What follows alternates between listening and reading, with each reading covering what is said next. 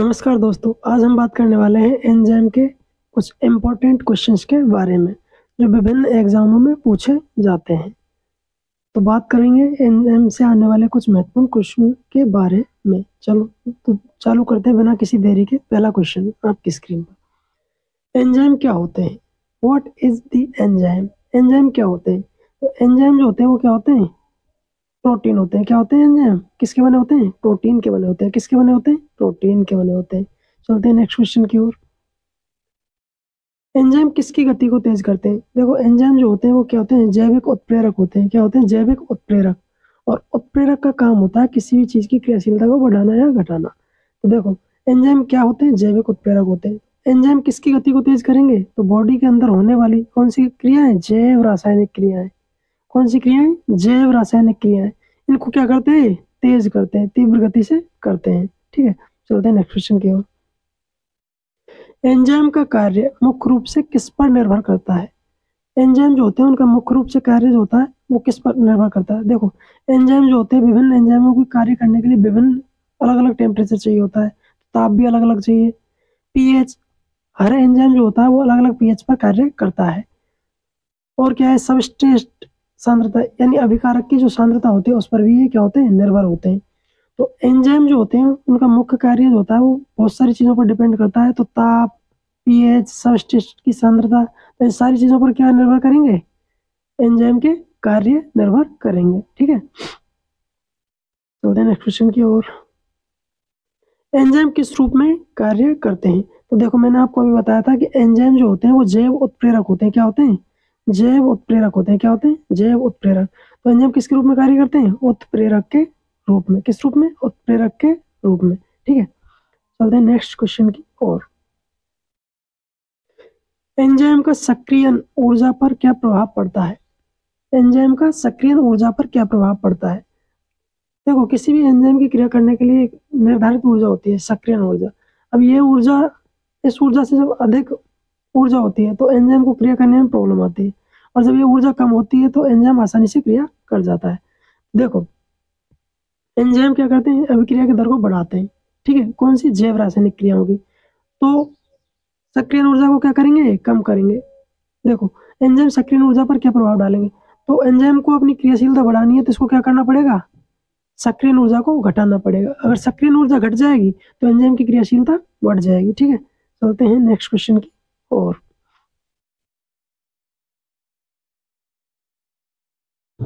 Enzyme में किस प्रकार के प्रोटीन अधिक होते हैं? एंजाइम जो होता है उसमें किस प्रकार के प्रोटीन अधिक मात्रा में पाए जाते हैं? तो देखो एंजाइम जो होते हैं उनमें ग्लोबुलर प्रोटीन, कौन सी प्रोटीन? ग्लोबुलर प्रोटीन सबसे ज्यादा मात्रा में पाए जाते हैं। कौन से प्रोटीन? Globular protein. ठीक है, चलते हैं नेक्स्ट क्वेश्चन की ओर।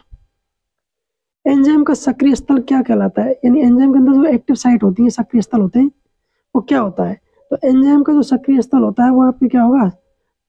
जहां पर सबस्ट्रेट जुड़ता है वो उसका क्या होता है? एक्टिव साइट होती है। क्या होती है? Active site. जहां पर एंजाइम आकर के या अभिकारक आकर के क्या करता है? जुड़ता है, वो उसकी क्या होगी? सक्रिय स्थल होगा। किसका? एंजाइम का। ठीक है, चलते हैं नेक्स्ट क्वेश्चन की ओर।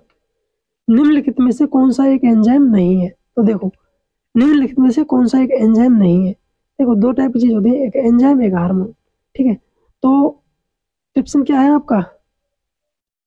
ट्रिप्सिन क्या है? ट्रिप्सिन क्या है? ये पूछ रहा है निम्नलिखित में से कौन सा एक एंजाइम नहीं है? एंजाइम नहीं है। तो इंसुलिन क्या है? एक हार्मोन है। क्या है? इंसुलिन। इंसुलिन क्या है? एक हार्मोन है। देखो ये क्या करता है? बॉडी में रक्त में शर्करा की मात्रा को नियंत्रित करता है। कौन सा? Insulin hormone.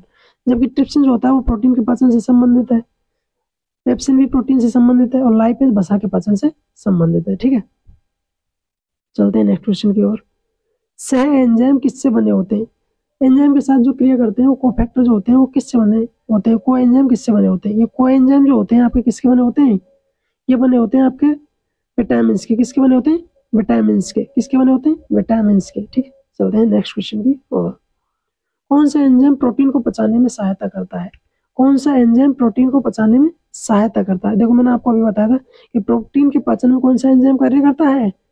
ये करता है ट्रिप्सिन एंजाइम। कौन सा एंजाइम कार्य करता है? Trypsin enzyme. कौन सा? ट्रिप्सिन एंजाइम कार्य करता है किसको? प्रोटीन को पचाने में।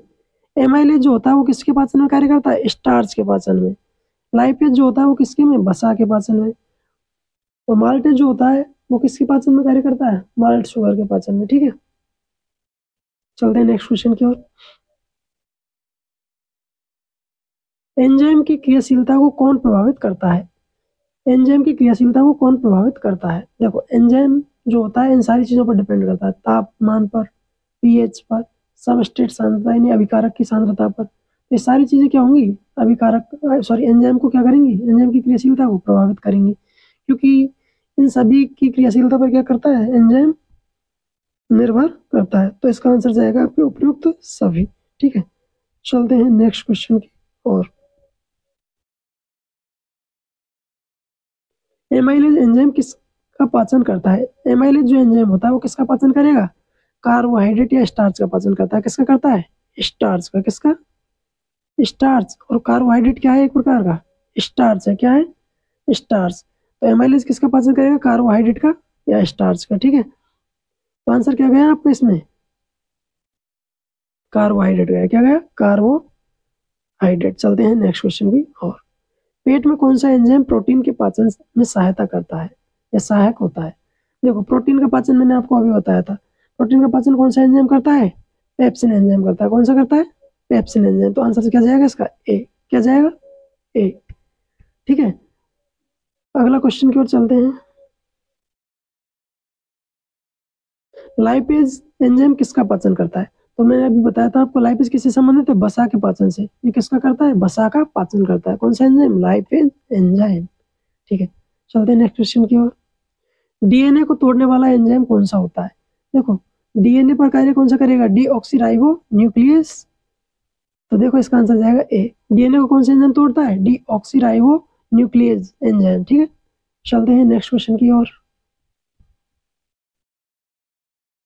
शरीर में सबसे अधिक सक्रिय एंजाइम कौन सा होता है? शरीर में सबसे अधिक सक्रिय एंजाइम कौन सा होता है? तो देखो, शरीर की जो क्रियाएं होती है मेटाबॉलिक और कैटाबॉलिक, इनमें सबसे ज्यादा क्रिया कौन करती है? कैटालेज एंजाइम करता है। कौन सा करता है? Catalase enzyme. कौन सा करेगा? कैटालाइज। तो इसका आंसर क्या जाएगा? सी आंसर इसका राइट होगा। कौन सा? सी।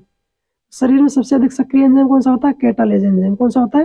Catalase enzyme. ठीक है, चलते हैं नेक्स्ट क्वेश्चन की ओर। सबसे तेजी से कार्य करने वाला एंजाइम कौन सा होगा? देखो, बॉडी की सारी उपापचय क्रियाओं का नियंत्रण करता है, तो सबसे ज्यादा सक्रिय क्रिया करने वाला एंजाइम कौन सा होगा? कैटालेज एंजाइम होगा। कौन सा होगा? Catalase enzyme. कौन सा? Catalase enzyme. ठीक है, चलते हैं नेक्स्ट क्वेश्चन की ओर। कौन सा एंजाइम ग्लूकोज को तोड़ने में सहायक है? ग्लूकोज क्या है? एक प्रकार का कार्बोहाइड्रेट। क्या है? कार्बोहाइड्रेट। और कार्बोहाइड्रेट पे कौन कार्य करता है? कार्बोहाइड्रेट पे कौन कार्य करेगा? Amylase enzyme. ठीक है, लेकिन इसमें क्या देखा? ग्लूकोज। तो ग्लूकोज पर कौन सा कार्य करेगा? हेक्सोकाइनेज। कौन सा एंजाइम कार्य करेगा? Hexokinase enzyme. कौन सा? हेक्सोकाइनेज। ठीक है, चलते हैं नेक्स्ट क्वेश्चन की ओर। पाचन क्रिया में कौन सा एंजाइम प्रमुख रूप से कार्य करता है?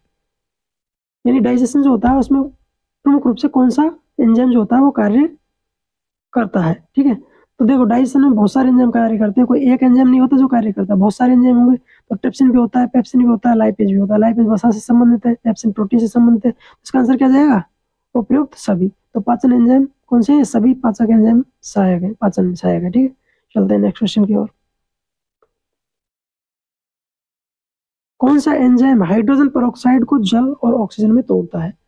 कौन सा एंजाइम होता है जो हाइड्रोजन पेरोक्साइड को जल और ऑक्सीजन में तोड़ता है? तो इसका आंसर जाएगा, देखो, कैटाबॉलिक क्रियाओं में कौन कार्य करता है? Catalase enzyme. तो इसका आंसर क्या जाएगा? Catalase enzyme. ठीक है, ये कार्य करता है। नेक्स्ट क्वेश्चन देखते हैं। कौन सा एंजाइम कपड़ा उद्योग में उपयोग किया जाता है? कौन सा एंजाइम जो होता है वो कपड़ा उद्योग में, देखो, कपड़ा किसका बना होता है? फाइबर या रेशों का बना होता है। रेशों के पाचन में कौन सा एंजाइम कार्य करेगा? सेलुलोज। कौन सा? क्योंकि रेशे किसके बने होते हैं? सेलुलोज के। और सेलुलोज एंजाइम के पाचन में या उसको गलाने सड़ाने में कौन एंजाइम कार्य करेगा? Cellulose enzyme. तो इसका आंसर जाएगा वी। ठीक है, चलते हैं नेक्स्ट क्वेश्चन की और। देखो, कौन सा एंजाइम डेयरी उद्योग में दूध को पचाने में सहायक है? कौन सा एंजाइम डेयरी उद्योग में दूध को पचाने में सहायक है? देखो, दूध को पचाने में कौन सा एंजाइम कार्य करता है? Lactase enzyme. कौन सा कार्य करेगा? Lactase enzyme. तो ऑप्शन क्या जाएगा? ये इसका राइट आंसर हो जाएगा। ठीक है, चलते हैं नेक्स्ट क्वेश्चन की ओर। पनीर बनाने में कौन सा एंजाइम उपयोग किया जाता है? क्या पनीर बनाने में कौन सा एंजाइम उपयोग किया जाता है? तो पनीर किससे बनता है? दूध से, और दूध पर कार्य करेगा रेनिन एंजाइम। कौन सा होता है? रेनिन। तो ऑप्शन ए इसका क्या होगा? राइट आंसर होगा। चलते हैं नेक्स्ट क्वेश्चन की ओर। डिटर्जेंट उद्योग में कौन सा एंजाइम उपयोग किया जाता है? डिटर्जेंट उद्योग में कौन सा एंजाइम कार्य करता है या उपयोग में लिया जाता है? तो डिटर्जेंट उद्योग में सारे एंजाइम जो होते हैं ये कार्य करते हैं। तो आंसर क्या जाएगा? उपयुक्त सभी। ठीक है, नेक्स्ट क्वेश्चन की ओर चलते हैं। कौन सा एंजाइम फल के रस को साफ करने में उपयोग किया जाता है? कौन सा एंजाइम है जो फल के रस को साफ करने में उपयोग किया जाता है? तो इसका आंसर जाएगा पेक्टिनेज एंजाइम। कौन सा एंजाइम? Pectinase enzyme. ठीक है, ये कुछ क्वेश्चंस थे जो एंजाइम से संबंधित थे और विभिन्न एग्जामों में इनसे क्वेश्चन बनता है एग्जामों में। तो मिलते हैं नेक्स्ट वीडियो में, तब तक के लिए जय हिंद, जय भारत।